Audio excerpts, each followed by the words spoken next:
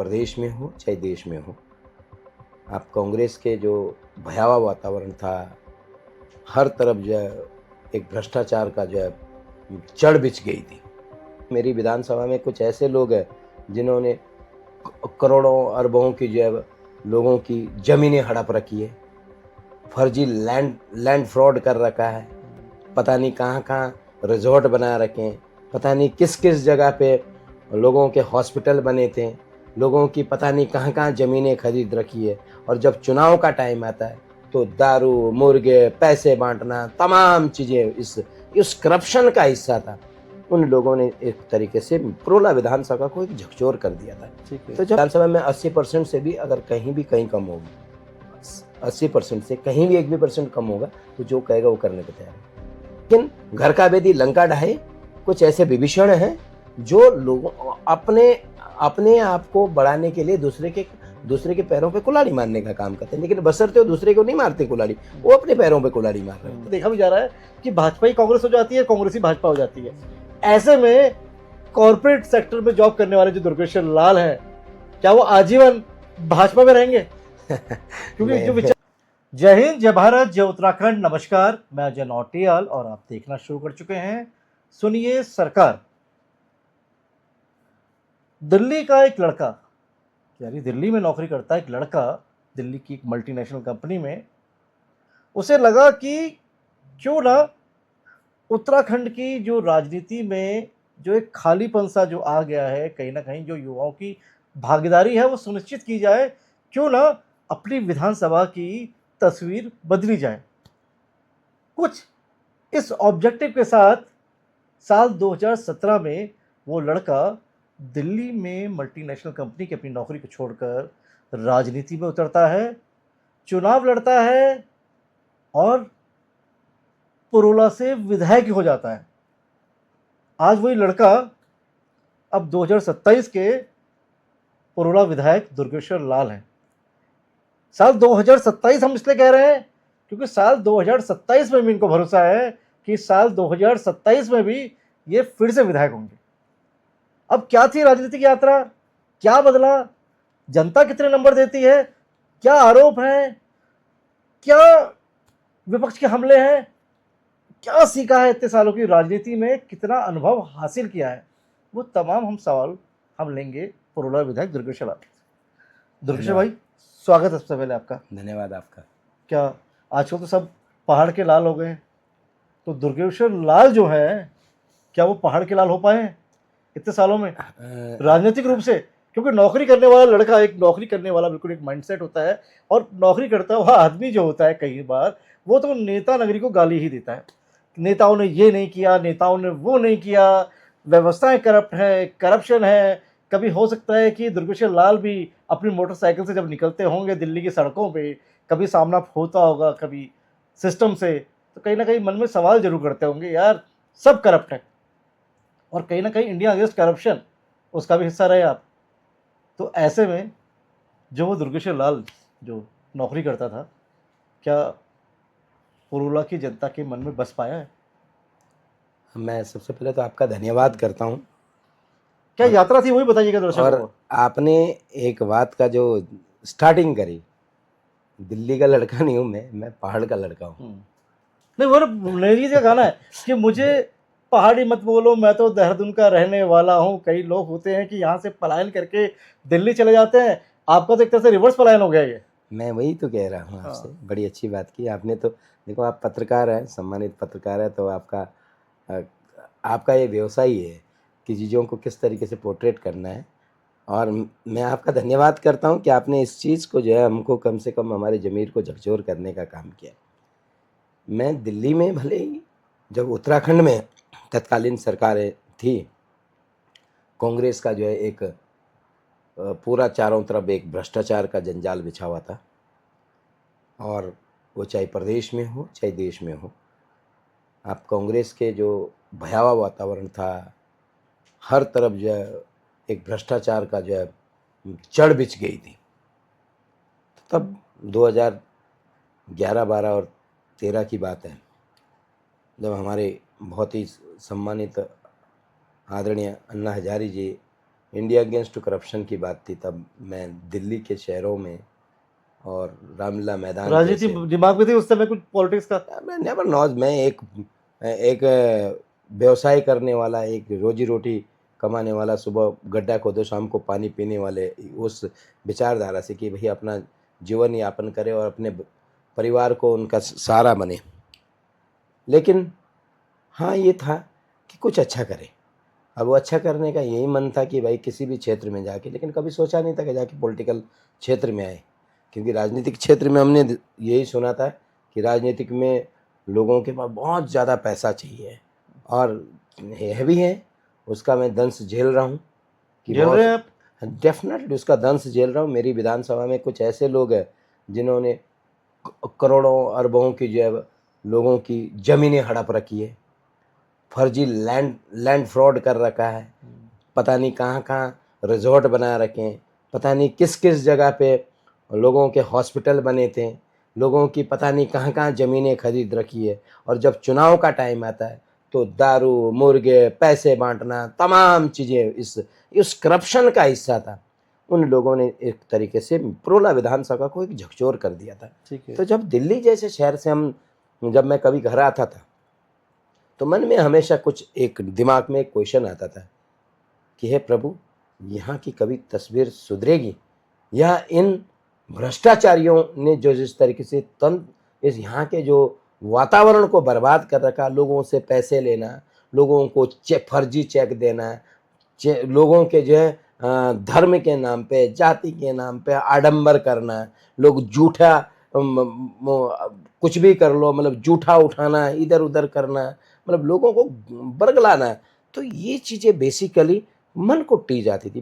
देखो, अगर एक पढ़ा लिखा व्यक्ति होगा तो वो जाहिर सी बात है, वो कभी भी, मैं अपने नौजवान साथियों को एक ये मैसेज है कि एक पढ़ा लिखा व्यक्ति कभी भी अपने आत्म स्वाभिमान को नहीं गिराएगा, अपने आत्म स्वाभिमान को नहीं बेचेगा, उसके साथ सौदा नहीं करेगा।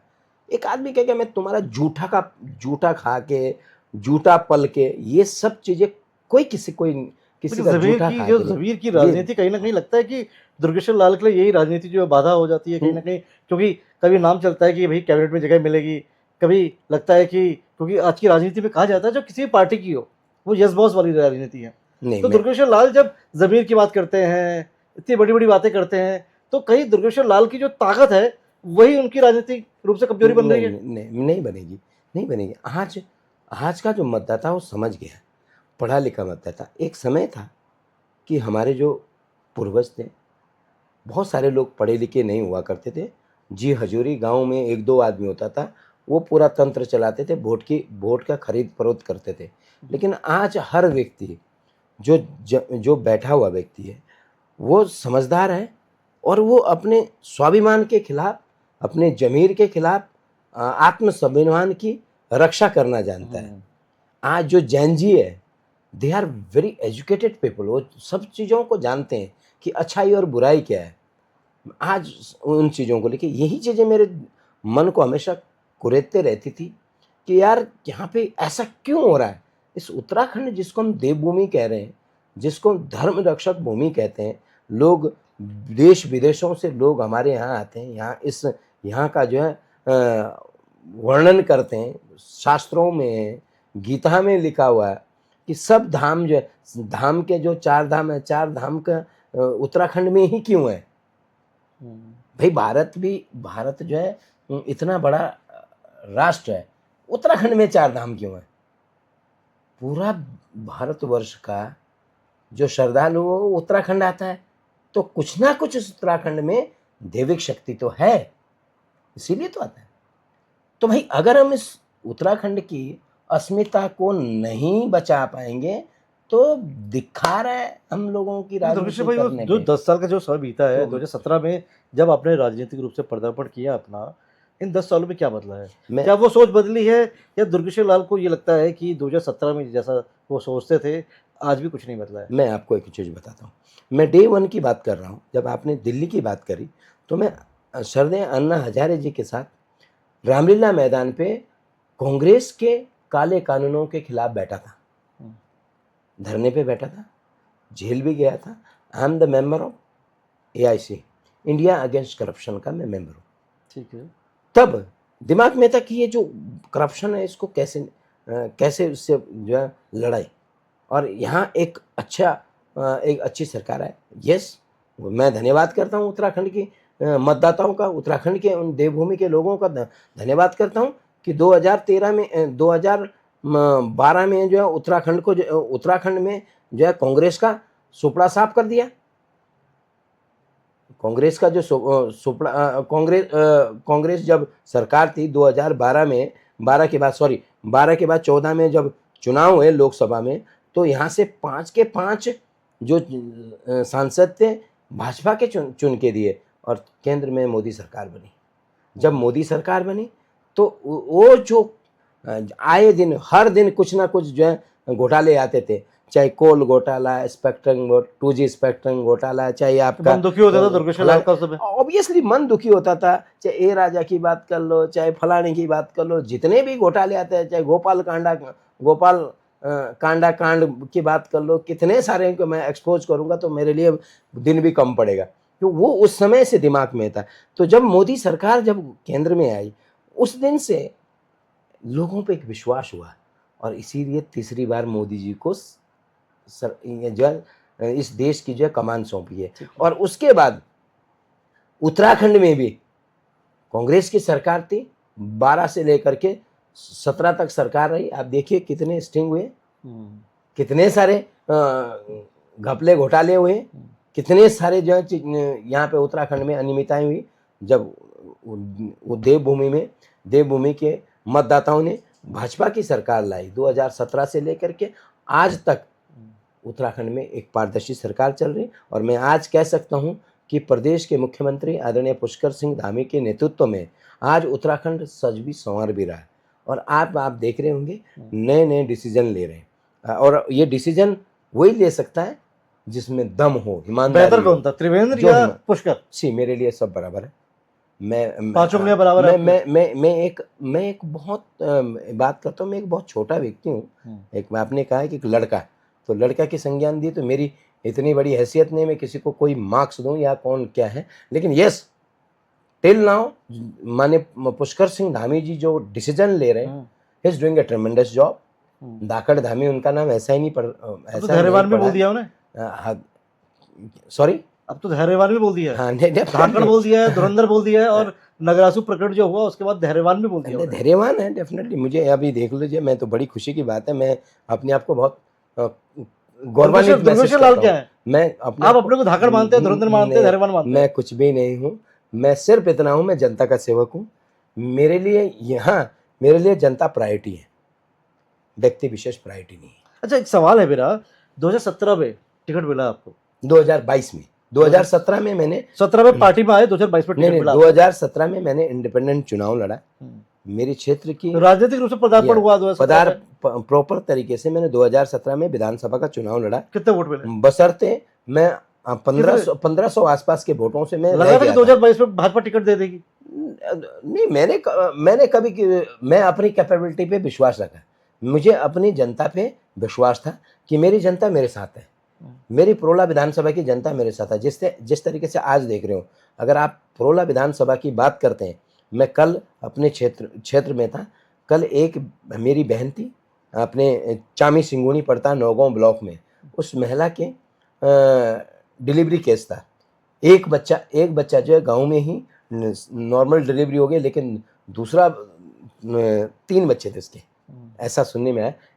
दूसरा बच्चा उसका जो है फंस गया था, उल्टा लग गया, जो कहते हैं अपनी भाषा में उल्टा लग गया था, लेकिन उसको जीवन और मृत्यु के बीच में लड़ रही थी वो। लेकिन मैं कल देखा, जब वहाँ के जो क्षेत्र के तमाम लोगों ने, मेरे जनमानस ने, वहाँ के जो गणमान्य लोगों ने जब फ़ोन किया मेरे को कि विधायक जी, हमें हमारी एक बहन है, उस बेटी है, उसकी जान बचानी, कैसे हो सकता है, उसके लिए व्यवस्थाएं की जाए। मैंने माननीय मुख्यमंत्री जी को इन्फॉर्म किया, तो जिला प्रशासन से कोऑर्डिनेट करके, प्रदेश के प्रशासन से कोऑर्डिनेट करके वहाँ पे एज सुन एज जो वहाँ पे जब हेली पहुँची, तो उस क्षेत्र का माहौल ही चेंज हो गया। लोगों ने कहा हमें ऐसा व्यक्ति चाहिए जो हमारे सुख और दुख में खड़ा हो।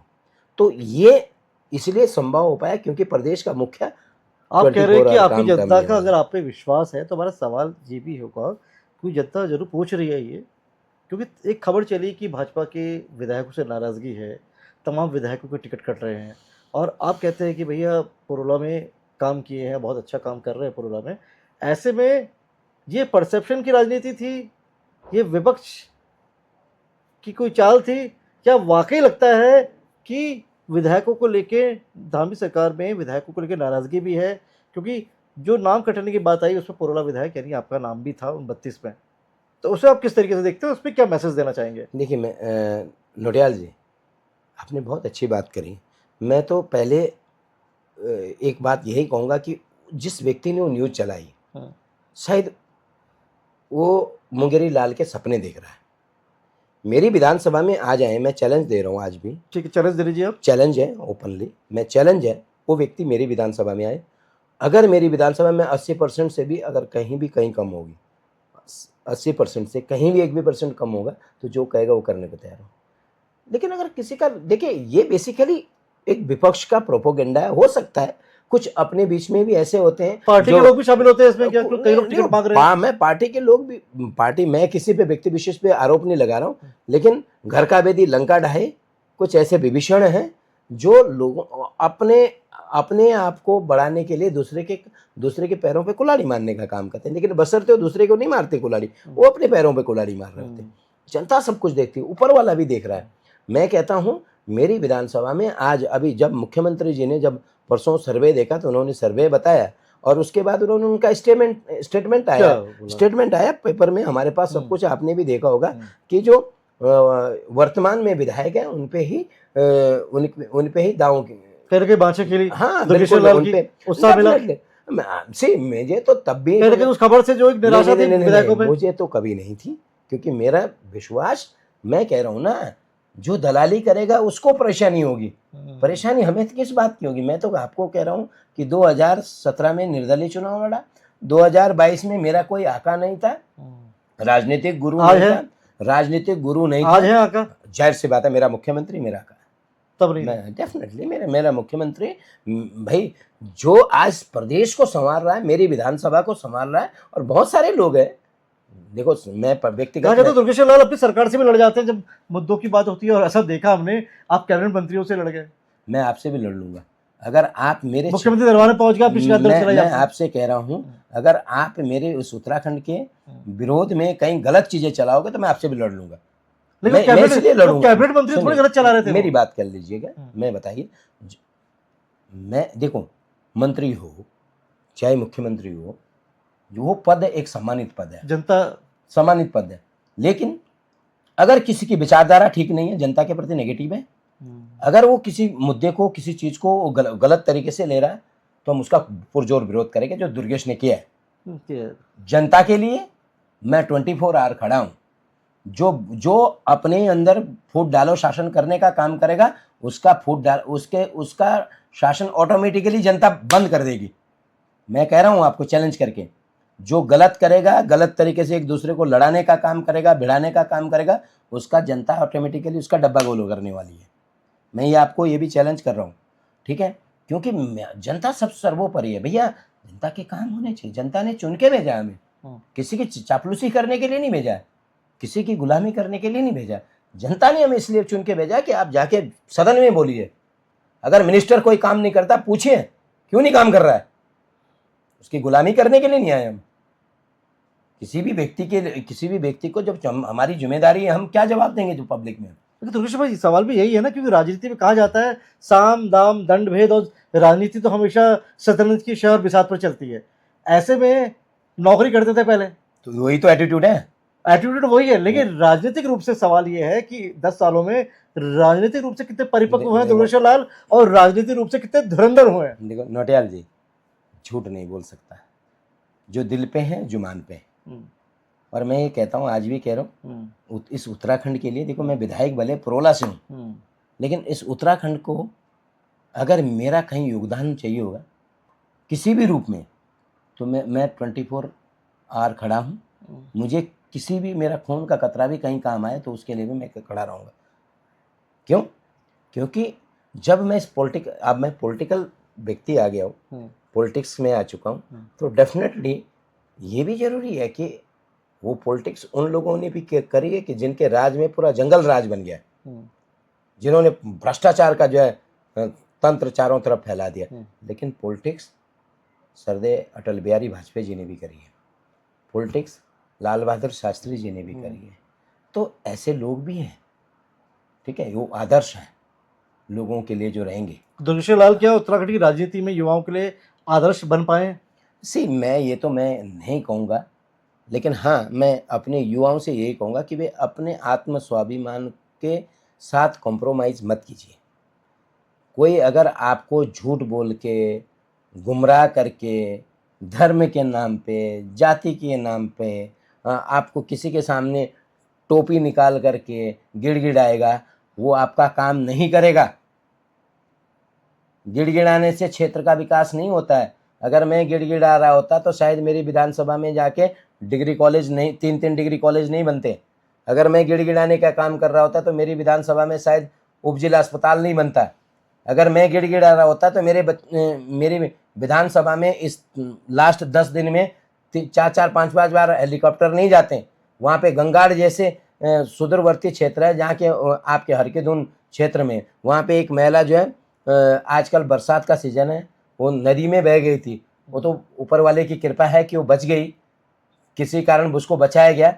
और उसके वहाँ से कोई आनन फानन में उनके लिए कोई व्यवस्था नहीं थी। चारों तरफ पुल टूट गए, क्योंकि लैंडस्लाइडिंग है, उत्तराखंड का आपदा से नाता ही है। वो वहाँ जब मेरे से कोई उनका कनेक्ट हुआ तो मैंने यहाँ से हेलीकॉप्टर भेजा और महिला आज सुरक्षित है।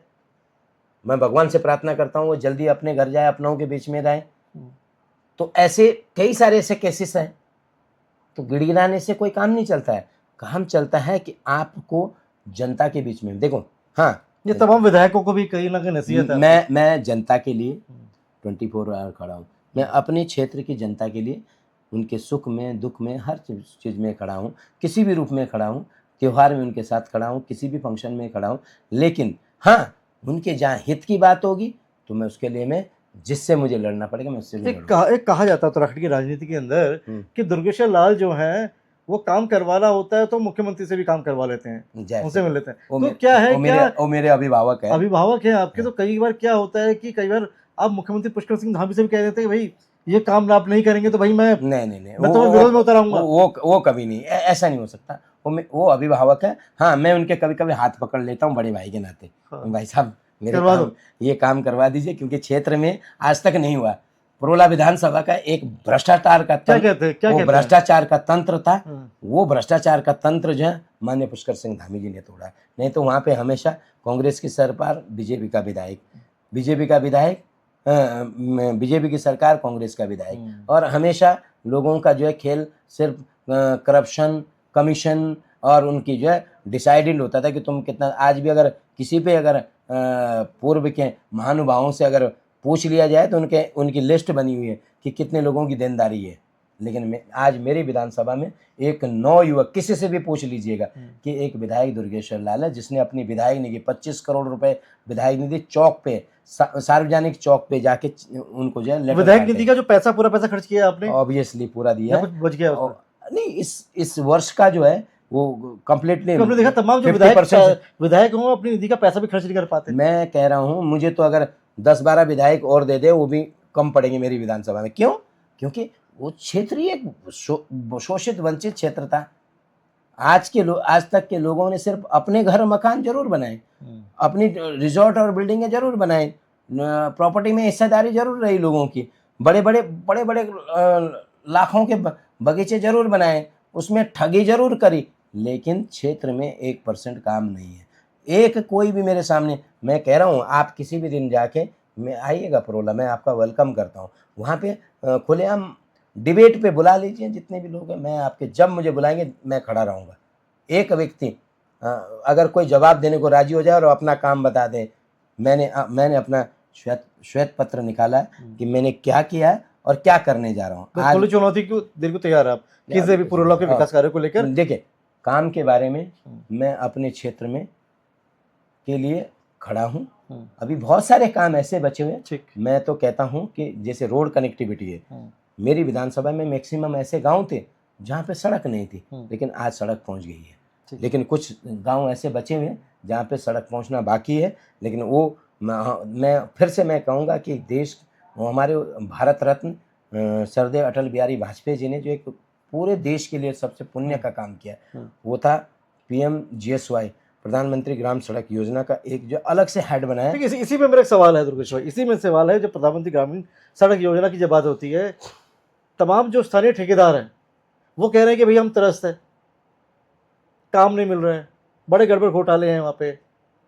देखिए तो उसको लेकर आप क्या कहेंगे? कहीं ना कई बार वो ठेकेदार आपसे भी संपर्क करते हैं, कहते हैं कि हमारी आवाज़ उठाइए कहीं ना कहीं, नहीं, वो क्या है नहीं, मामला? मैं एक चीज़ कह रहा हूँ, आपने बहुत अच्छी बात कही है। देखो PMGSY जो है बहुत बड़ा एक बहुत बड़ी ऑर्गेनाइजेशन है, और उसमें आज प्रधानमंत्री ग्रामीण हाँ, सड़क योजना। सड़क योजना, इस योजना के तहत जो है, आज अगर ये योजना नहीं होती, अटल बिहारी वाजपेयी जी अगर इस योजना को नहीं बनाते, तो शायद मेरे कलाब जैसे, नुराणु जैसे, सरबड़ियाल में सड़क जाने वाली है, आपके ओसला जैसे, आपके इधर कई ऐसे गांव लेकिन हैं, जो स्थानीय जो ठेकेदार है उनका, मैं वही कह रहा हूँ, वहाँ सड़क नहीं पहुँचती।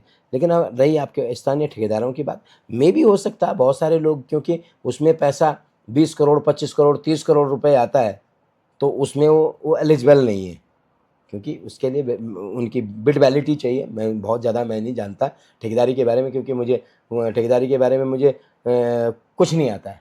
मुझे इतना ज़रूर आता है कि क्षेत्र के विकास के काम कैसे किया जाए, उनकी बात कर रहा हूँ। हो सकता है किसी की बिड वैलिडिटी ना हो, उसमें क्वालिफाई ना कर रहा हो, ठीक है ना, ये इशू हो सकता है। लेकिन उसके लिए तो मैं यही कहता हूँ, मैं तो उन ठेकेदारों के, जो उत्तराखंड का जो व्यक्ति है, जो लोकल ठेकेदार है, मैं उनके साथ हूँ। मैंने माननीय मुख्यमंत्री जी को कहा, ये बात विषय रखा था कि मैंने कहा लोक निर्माण विभाग हो या किसी भी वर्किंग एजेंसी में कम से कम 10 से 15 करोड़ तक जो है स्थानीय ठेकेदारों को जो है प्राथमिकता दी जाए, कुछ शिथिलता लाया जाए, जिससे कि हमारे स्थानीय लोग काम कर सकें। भाई उत्तराखंड का पैसा उत्तराखंड में काम करेगा, तो जाहिर सी बात है उत्तराखंड में वो सर्कुलेट होगा, और उत्तराखंड में सर्कुलेट होगा तो जाहिर से यहाँ की आजीविका बढ़ेगी। तो इस संबंध में हमने माननीय मुख्यमंत्री जी को संज्ञान में ये बात बताई है। होप सो कि आने वाले समय में जो हमारे जो लोकल ठेकेदार है, उन लोगों को बेनिफिट मिले, और ये इस बात के लिए हमारी सरकार तत्पर है भैया कि देखो समाधान होना चाहिए। अच्छा, आप कॉर्पोरेट सेक्टर में रहे, और अक्सर कहा जाता है कि जो देश की राजनीति है उसका भी कॉर्पोरेटाइजेशन होता जा रहा है।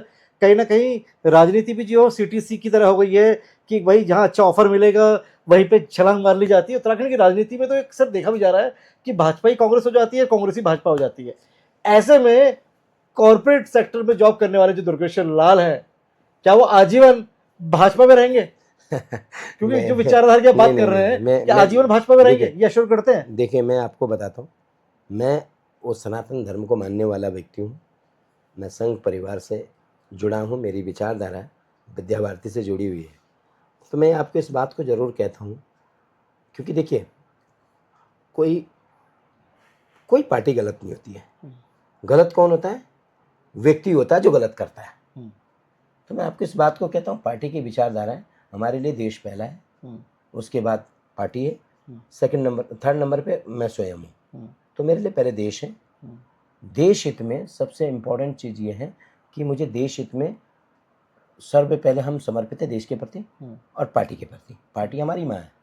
और रही आपने कहा कि भाजपा की बात करें, तो जाहिर सी बात में मुझे जिस पार्टी ने मुझे इस लेवल बना दिया, मुझे विधायक बनाया, तो मेरे लिए इससे बढ़ के कौन हो सकता है? आजीवन भाजपा में ही रहेंगे। डेफिनेटली हम देख रहे हैं कि डबल इंजन की सरकार में आधे से ज़्यादा डब्बे जो हैं वो कांग्रेस द्वारा इम्पोर्टेड है। देखो तो कहीं ना कहीं जो भाजपा का जो मूल कार्यकर्ता है कहा जाता है, उसे कहीं ना कहीं ठेस पहुंचती है। देखो, उन डब्बों की मैं तो कुछ नहीं कह सकता, उनके व्यक्तिगत डिसीजन हो सकते हैं, और इसीलिए उन डब्बों की कहानी जो है पूरा उत्तराखंड जानता है।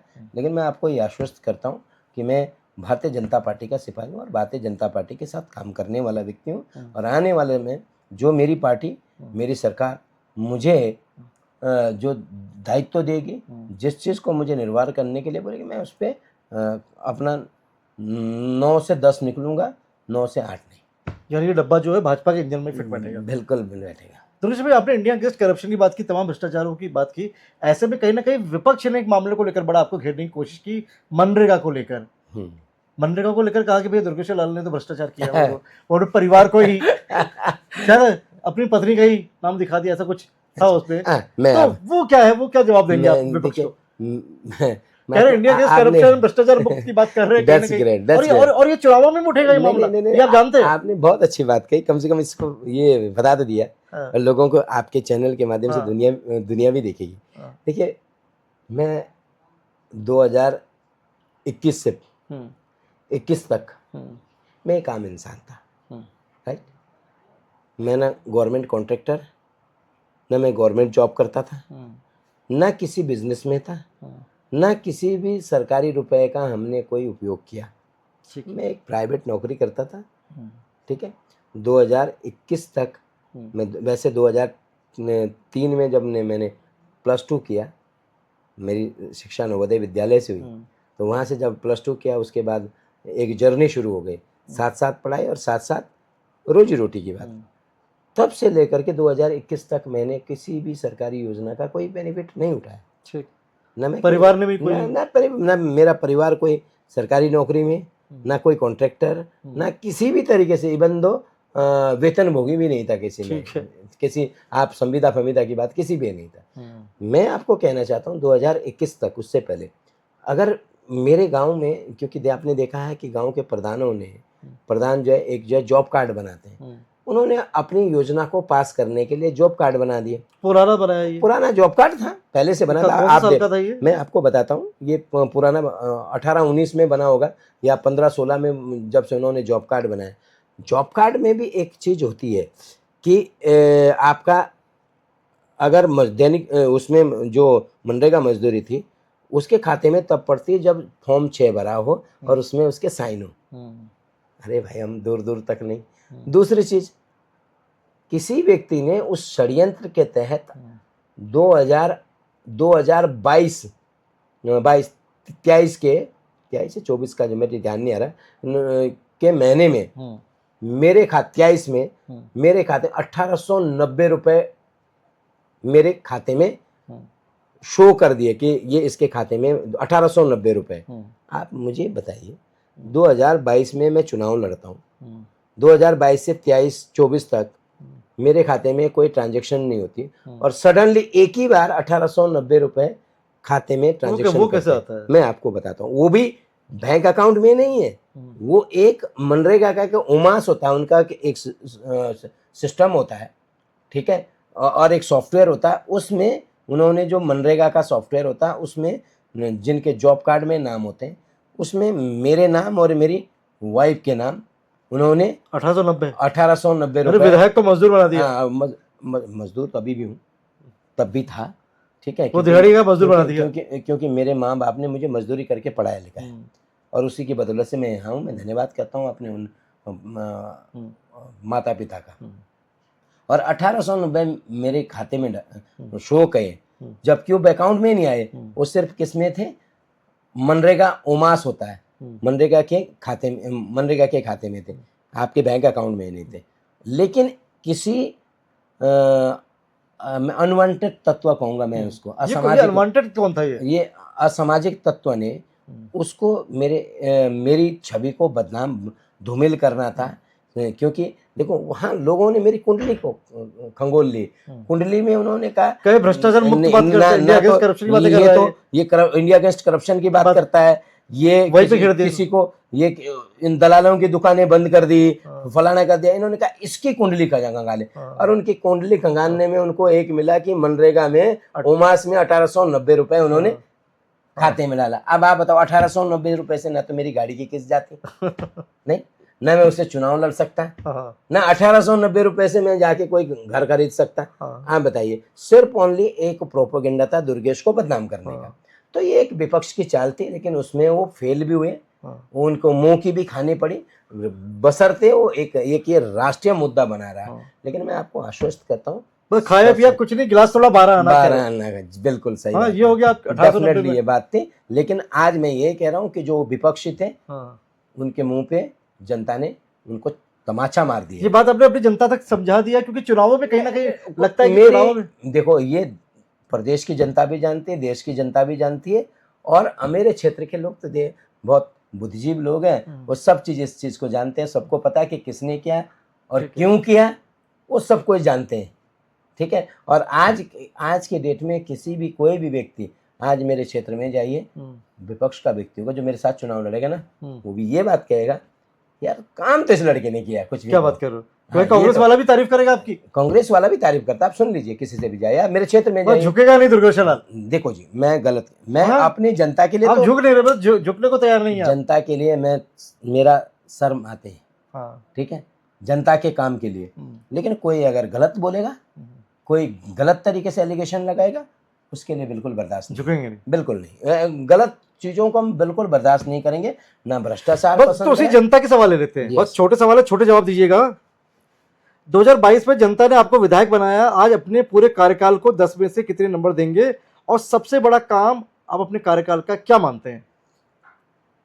10 में से कितने नंबर? देखो, नंबर तो जनता देगी, नहीं लेकिन सर मैं उन पे छोड़ता हूँ, नंबर तो मेरी जनता देगी। फिर भी आपको अगर देना पड़े खुद में कितने? मैं 10 में से 10 दूंगा, मैं क्यों काटूंगा अपने नंबर, मैं तो 10 में से 10 दे रहा हूँ, और मैं 10 से अगर 11 एक काम बता दीजिए, जो सबसे बड़ा काम को एक बताइए बस। कोई काम मेरी विधानसभा में पुरोला मुख्यालय में उप जिला अस्पताल बना, 43 करोड़ रुपए से उप जिला अस्पताल बन रहा है, और जिससे कि रवाई घाटी के पूरे क्षेत्र की जो स्वास्थ्य सुविधाएं एक जो सुधर जाएगी, क्योंकि आज तक कभी वो घोषणा में नहीं हो सकता, कितने मुख्यमंत्री आए, कितने लोग गए, लेकिन सब ने वहां पे रोटियां सेकी, लेकिन किसी आप कह रहे हो ऐतिहासिक काम था। लेकिन हाँ, ये ऐतिहासिक काम है, क्षेत्र की जनता कह रही जनता है। वही जनता जहां 2022 में आप वोट मांगने गए थे, वही जनता के पास दोबारा जाएं, आप वही बोले दुर्गेश्वर जी बताइए हम आपको दोबारा क्यों चुने, तो जवाब यही होंगे आपके। मेरा जवाब है, वहां पे हॉस्पिटल बनाए, वहां पे टेक्निकल डिग्री कॉलेज बनाए, आप बन्नीगाड़ में जाके आप अभी उसकी क्लासेस शुरू होने जा रही हैं, वहाँ पे कॉमर्स वहाँ पे लाया, BBA लाया, BCA लाया, BTS लाया, मास कम्युनिकेशन, आपके प्रवृत्ति के लोग भी वहाँ पे पढ़ेंगे, मतलब जो वहाँ का पहाड़ का व्यक्ति भी एक जो पत्रकार बन सकता है, और डिग्रीधारी। रोजगार मिलेगा वहाँ पे? डिग्री डेफिनेटली मिलेगा, डिग्री मिलेगी? नहीं, रोजगार भी मिलेगा भाई, कॉलेज खुल रहा है तो कितने लोगों को बेनिफिट हो रहा है वहाँ पे, लोगों के लिए पानी वाले को रोजगार मिलेगा, रिक्शे वाले को रोजगार। अब आगे सवाल पे आते हैं। भाजपा में मौजूदा विधायकों के टिकट को लेकर लगातार चर्चाएं और सर्वे की खबरें आ रही हैं, और उम्मीद है कि ये सर्वे की खबरें चुनाव आते आते चलती रहेगी। ये तो चलता रहता है। ऐसे में क्या आपको अपने टिकट पर 100% भरोसा है, हाँ या नहीं? बिल्कुल 101% है। ठीक है, आगे बढ़ते हैं। दूसरी चीज और सुन लीजिए, इसका मैं थोड़ा सा इसलिए ले रहा हूँ क्योंकि इसलिए भरोसा है, जो आज तक पुरोला विधानसभा एक हाशिए पे था, शून्य पे था, भ्रष्टाचार था, वो सारे तंत्र को खत्म किया। आज पुरोला विधानसभा में विकास की लहर चल रही है। ठीक है, अगर पार्टी कहे कि पुरोला में इस बार नया चेहरा चाहिए, तो क्या दुर्गेश्वर लाल पार्टी का फैसला स्वीकार करेंगे? मेरा जो शीर्ष नेतृत्व कहेगा वो मेरे सर माथे हैं। क्या पुरोला भाजपा में आपके खिलाफ कोई मजबूत दावेदार है जिससे आपको टिकट की वास्तविक चुनौती मिल रही हो? मैं किसी को दावेदारी नहीं मानता, मैं खुद दावेदार हूँ। बहुत बढ़िया जवाब दिया आपने, बिल्कुल राजनीतिक थैंक यू, मजा हुआ जवाब दिया आपने। थैंक यू जी। आपके और आपकी पत्नी के खातों, ये सवाल मैंने ले लिया, और आप लेकिन एक लाइन में बता दीजिएगा ताकि आ जाए। आपके और आपकी पत्नी के खातों में मनरेगा भुगतान का मामला सामने आया था, अधिकारियों ने इसे रिकॉर्ड क्लैरिकल गलती बताया भी था, और आपने इसे साजिश कहा था। देखिए, जब अधिकारियों ने भी बता दिया, वो तो मेरे नहीं, अधिकारी तो एक ब्यूरोक्रेसी है, तो ये क्लियर हो चुका है कि ना तो मेरे खाते में पैसा चालती विपक्ष की, ये विपक्ष के चालते एक षड्यंत्रकारियों थी, उनको मुंह की खानी पड़ी है, और आगे चुनाव में उनको अगर किसी ने ये शब्द बोल दिया तो शायद वो जनता के सामने खड़े नहीं हो पाए। लेकिन इसी बात पे विपक्ष ने ये सवाल उठाया कि अगर सरकारी रिकॉर्ड में विधायक के खाते में मनरेगा भुगतान दिखा है, तो उसे सिर्फ तकनीकी गलती कहकर खत्म कैसे किया जा सकता है? आपका विपक्ष को सीधा जवाब क्या है? ये विपक्ष के पास तो कुछ मुद्दा ही नहीं है, वो तो बेसिकली कहते हैं ना, खिसियानी बिनी खंबा नोचे। अगर रहे उसका स्पष्टीकरण लेना है तो सरकार में जो है बहुत सारे बैठे हुए सरकार के ब्यूरोक्रेसी के जो है लोग बैठे हुए, तो डेफिनेटली उसका जो है आंसर वो दे देंगे। ठीक है, पुरोला को जिला बनाने की मांग लंबे समय से चल रही है, 5 साल में जिला नहीं बन पाया, जिम्मेदारी आपकी है या सरकार की? इससे ये जिम्मेदारी हमारी है। इस उत्तराखंड में 4 जिलों की बनाने की जो है पहले घोषणा हुई थी। मैंने अपनी विधानसभा में क्वेश्चन उठाया कि पुरोला कि आपके जो है रवाई घाटी को किसी भी जगह जिला बना दें, और रवाई घाटी को जिला बनाने के लिए अगर जिला बनता है तो मेरी रवाई घाटी की वहाँ की आर्थिकी मजबूत होगी, यहाँ का एडमिनिस्ट्रेशन डेवलप होगा और तमाम चीज़ों में परिवर्तन आएगा। ठीक है, ऐसे में जनता को आज साफ साफ बता दीजिए, अगर भाजपा की सरकार फिर बनती है तो पुरोला जिला कब तक बन जाएगा? से ये मेरा प्रदेश का नेतृत्व डिसाइड करेगा, क्योंकि देखो हमारी सरकार आम जनता की चिंता करती है। ठीक है, दोबारा सरकार बन जाती है तो कब तक डेफिनेटली बन जाएगा पुरोला दोबारी नहीं, जिला? तीसरी बार हैट्रिक लगा रही है, 60 सीटों के साथ भारतीय जनता पार्टी की सरकार बन रही है। ठीक और है। ये जाहिर सी बात है, ये इसका मंथन और इसका परामर्श हमारे प्रदेश के मुखिया लोग बैठे हुए हैं। डेफिनेटली जो भी होगा उत्तराखंड के फेवर में होगा, ये आपके रवाई घाटी के फेवर में होगा। ठीक है, पहाड़ का युवा आज भी रोजगार के लिए बाहर जा रहा है। विधायक बनने के बाद आपने ऐसा कौन सा काम किया जिससे स्थानीय युवा को आपकी विधानसभा में ही रोजगार मिल सके? देखिए आज जो जाहिर सी बात है कि उत्तराखंड में खास करके मैं अपनी विधानसभा क्षेत्र की बात करूं, क्योंकि इंटीरियर क्षेत्र है, वहाँ पे बहुत बड़ी बड़ी कारखाने नहीं है, फैक्ट्रियाँ नहीं है, तमाम चीज़ें नहीं है, लेकिन प्रयास करेंगे जो छोटे छोटे कुटीर उद्योग मुख्यमंत्री जो योजनाएं मुख्यमंत्री के द्वारा जो चलाई गई योजनाएं हैं, वो चाहे लखपति दीदी योजना हो, चाहे आपके जो नवयुवकों के लिए स्वरोजगार की योजनाएं, बहुत सारी चीज़ें जिन पे जो लोगों को आत्मनिर्भर बनने के लिए मौका मिल रहा है। और साथ साथ मैं ये भी कह रहा हूँ कि आने वाले समय में बहुत सारे हमारे जो इंडस्ट्री, अगर कहीं इंडस्ट्रीज आती है तो डेफिनेटली उसके लिए मैंने प्रयास कर रहा हूँ। हमने मेडिकल कॉलेज को इस्टेब्लिश करने की बात करी, कॉलेज बनाने की, मेडिकल कॉलेज के साथ साथ हमने विश्वविद्यालय बनाने की भी बात करी, क्योंकि देखिए पहाड़ के बच्चों को अगर जो बेनिफिट वहाँ पे शिक्षा मिलेगी वहाँ पे, तो डेफिनेटली वो आने वाले इस उत्तराखंड में किसी भी लेवल पे जाके वो क्वालिफाई कर सकते ठीक है, कांग्रेस कहती है कि भाजपा सरकार ने 5 साल में जनता को सिर्फ वादे दिए, हैं। यानी वादे किए जनता से सिर्फ। आज अगर कांग्रेस आपसे अपना हिसाब मांगे, काम का हिसाब मांगे, या आपसे कहे कि अपना रिपोर्ट कार्ड जनता के सामने रखिए, तो क्या आप रखेंगे? बिल्कुल रखूँ। मैं कह तो रहा हूँ आपको कि मेरी विधानसभा का कोई भी व्यक्ति, अगर कोई विपक्ष का कोई मेरे साथ या कोई प्रतिद्वंदी बनता है तो आइए मेरे साथ खुलेआम जो मंच पे वो कर दें, डिबेट कर लें। मैं अपना पूरा रिपोर्ट कार्ड रखूँगा। और कांग्रेस तो बेसिकली एक उनके पास कोई मुद्दा नहीं है और दिशाहीन है, वो अपनों के साथ लड़ रही है। पुरोला विधानसभा में कांग्रेस 0 है। 0 और भाजपा 100 है। हाँ 100% है, ठीक डेफिनेटली है। 100% है। ठीक है, धामी सरकार को 10 में से कितने नंबर देंगे, और धामी सरकार में सबसे बड़ी उपलब्धि और सबसे बड़ी कमी क्या मानते हैं? धामी सरकार को मैं 10 में से 10 नंबर दूंगा, प्लस रेटिंग पॉइंट स्टार दूंगा, 10 नंबर प्लस स्टार। ठीक है। दूसरी चीज़ और कहूँगा, सबसे बड़ी उपलब्धि ये है कि 35,000 लोगों को सरकारी नौकरियां मिली है। ठीक है, सबसे बड़ी कमी? सबसे बड़ा पॉजिटिव पॉइंट है, मुझे कमी नहीं दिख रही है। कमी तो ये देखो, कमी तो हर आदमी में है, लेकिन मैं कमी गिनाने के लिए मुझे लगता है कि मैं क्या बताऊं कमी मुझे। ठीक है, एक लाइन में जवाब दीजिएगा, 2027 में भाजपा को कितनी सीटें मिल रही हैं? 60 प्लस। 60 प्लस। पुरोला में सबसे बड़ा विपक्षी चेहरा? कोई नहीं, मैं खुद हूँ, पक्ष भी और विपक्ष भी, कोई नहीं। सबसे बड़ा स्थानीय मुद्दा? स्थानीय मुद्दा आपने जरूरी कहा है कि मैं हमारे यहाँ जो है इसको बागवानी क्षेत्र की घोषणा हुई, तो जाहिर सी बात है बागवानी की चीज़ें हमने डेवलप करनी है। ठीक है। और साथ साथ हमारा जो जिला है, ठीक है, आपका रवाई घाटी को जिला बनाने की बात करी, तो जाहिर सी बात है ये एक आम जन का मुद्दा है और ये मेरा भी मुद्दा है। जाहिर सी हमको अगर जिला मिलता है, रवाई घाटी जिला बनता है, तो डेफिनेटली हम उसको जो है आगे परस्यू करें। ठीक है, आपकी सबसे बड़ी राजनीतिक ताकत? मेरी राजनीतिक ताकत है मेरी जनता। आपकी सबसे बड़ी कमजोरी? इमोशनल, सच बोलना। टिकट पक्का है या अभी थोड़ा इंतजार है? मैं टिकट की चिंता नहीं करता। मेरी जनता और मेरा मुख्यमंत्री, मेरी प्रदेश का शीर्ष नेतृत्व, वो जो डिसाइड करेगा वो मेरी ताकत है। कांग्रेस आपके लिए खतरा है या कमजोर विपक्ष? मैं तो कहता हूँ, मैं कांग्रेस से कभी मैं अपने किसी व्यक्ति को ना तो कमजोर मानता, ना किसी की उसकी गणना करता। वो अपना काम करे, मैं अपना काम कर रहा हूँ। कैमरे पर एक लाइन में अपने दर्शकों से, हमारे दर्शकों से बोल दीजिए, अपनी जनता से बोल दीजिए, 2027 में भाजपा आपको टिकट क्यों दे और पुरोला की जनता आपको फिर से अपना विधायक क्यों बनाए? मैं आपका सबसे पहले तो मैं आपका धन्यवाद करता हूँ और परोला विधानसभा के तमाम जनमानस का भी धन्यवाद करता हूँ कि आप लोगों ने मुझ जैसे एक मेरे पिताजी जो है दिहाड़ी मजदूरी करके एक गरीब के बेटे को जो है एक विधानसभा में भेजा, और मैंने कोशिश करी है कि आपके जो जनहित के मुद्दे हैं उसको मैंने विधानसभा में भी रखने का काम किया और ज़मीन पे भी उतारने का काम किया। और जो मैंने जो बीज बो रखा है, बहुत सारे ऐसे काम हैं जो आने वाले समय में 5 सालों में और होने हैं।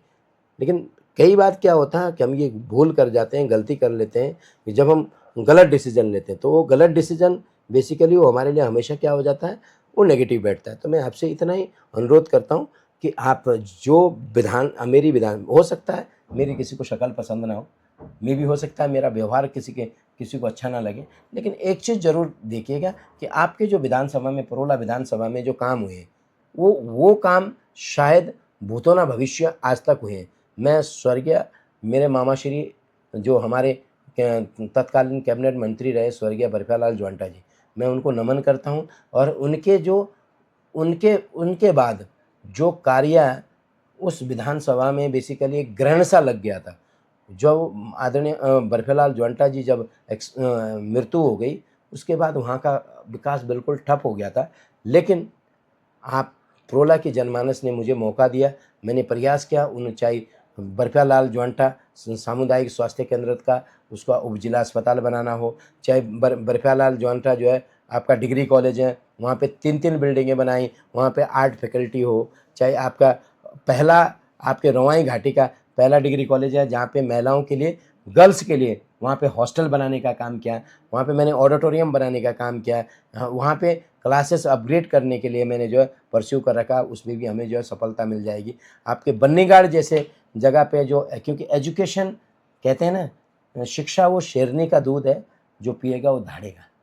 तो अगर एजुकेशन होगी तो डेफिनेटली आप ना कुछ आपके पास डिसीजन भी होंगे और आपके पास दिशा और दशा भी होगी। तो मैं यही कहूँगा कि परोला विधानसभा की जो जनमानस से ये अनुरोध करना चाहूँगा कि आने वाला जो 2027 है उस 2027 में भारतीय जनता पार्टी की सरकार भी बन रही और आपका आशीर्वाद मुझे भी चाहिए, जिससे कि जो परोला का कुछ काम बचा होगा उसको हम और आगे तेजी दे सकें, वहाँ की विकास की पहिया जो और आगे बढ़े। एक लास्ट सवाल ले लेते हैं। उत्तराखंड की राजनीति में मुख्यमंत्री पुष्कर धामी को बदलने की चर्चा अक्सर चलती रहती है। अब प्रदेश अध्यक्ष जो भाजपा प्रदेश अध्यक्ष है महेंद्र भट्ट को बदलने की भी चर्चा भी चल रही है, और उसी तरह से कई विधायकों के टिकट कटने की चर्चा भी चल रही है। ऐसे में कई बार नाम जोड़े भी जाएंगे विधायकों के, कई बार नाम कटेंगे भी। तो क्या कहना चाहेंगे इस बात पर आप? देखिए, क्योंकि आपका भी जो नाम कटने की जो चीजें चली, देखिए तो निश्चित मैं आपको कह रहा हूँ नौटियाल जी, दर्शकों को हमारे ये एक बात कह रहा हूँ दर्शकों, हमारे जो जनता उत्तराखंड के तमाम, क्योंकि ये सिर्फ परोला के लोग नहीं देखेंगे, पूरे उत्तराखंड के लोग देखेंगे। ये उत्तराखंड में कुछ नहीं होगा तो कम से कम 50 से 60 बार जो है मुख्यमंत्री बदलने की बात चल चुकी है और आप ही लोगों ने खबर चलाई है, ठीक है।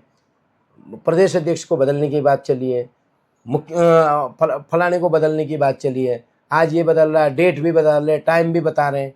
लेकिन इस आपके उत्तराखंड में आज जो है सशक्त नेतृत्व है, ये एक विपक्ष का प्रोपोगेंडा है। जिस तरीके से उन्होंने गलत तरीके से, जिसने इस न्यूज़ को चलाया ना 32 विधायकों की टिकट कटेगी, उनको भी मुंह को खानी पड़ गई। क्योंकि जब हमारे प्रदेश अध्यक्ष जी और माननीय मुख्यमंत्री जी ने कहा कि वर्तमान जो विधायक हैं उन पे ही दांव खेला जाएगा और जीत का झंडा लहराएंगे, तो जिसने भी ये प्रोपोगेंडा चलाया क्योंकि उसके पास भाई सर्वे तो था नहीं, सर्वे जाके मैं देखता ना मेरे क्षेत्र में कभी देखता। आपने मुझे बताया कि अब सर्वे पे आपको तो बहुत अच्छा सर्वे चल रहा है। डेफिनेटली आज भी दिख रहा है, मैं किसी भी सर्वे को उठा लीजिए, आप LIU को आप पर्सनली फ़ोन कर लेना, आप LIU आपकी जो डिस्ट्रिक्ट LIU है, प्रदेश की LIU है, उनसे पूछ लीजिएगा कि क्या स्टेटस है। मेरी विधानसभा विधायकों को लेकर कोई नाराजगी नहीं है भाजपा विधायकों को लेकर? मुझे नहीं लगता, हो सकता है, देखो मैं हर व्यक्ति की बात नहीं कर सकता, आप अपने क्षेत्र के अपने मुद्दे, आपको लेकर नाराजगी रही है? आप अपने क्षेत्र के अपने मुद्दे, मैं कह रहा हूँ मेरी विधानसभा में कोई नाराजगी नहीं है। वहाँ पे विपक्ष का आदमी भी कहता है कि परोला विधायक ने काम किया है और ये सच है, मैं अपने मुंह से नहीं कह रहा हूँ, किसी से भी पूछ लेना, आपका वेलकम कर रहा हूँ, आप आइएगा देखिएगा।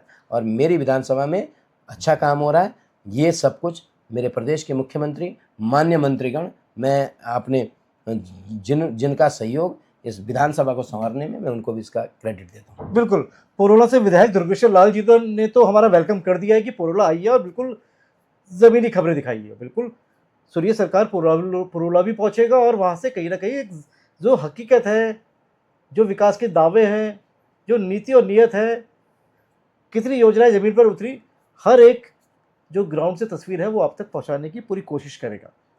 लेकिन उससे पहले दुर्गेश्वर लाल जी ने एक बात और बोली है कि भाई 2027 के चुनावों में सिकंदर तो यही है और 2027 में भाजपा इन पर ही विश्वास जताएगी और 2027 में ये दोबारा से भाजपा का कमल पुरोला विधानसभा में खिलाएंगे। लेकिन लोकतंत्र के इस मंदिर में जनता जनार्दन ही असली मालिक होती है। ऐसे में वो मालिक अपने विधायक पर कितना भरोसा जताती है, ये एक भविष्य के गर्त में छिपे सवाल है। मैं सुनिए सरकार के लिए अपने कैमरा सहयोगी शिववर्धन सिंह के साथ अजय नौटियाल। जय हिंद, जय भारत, जय उत्तराखंड।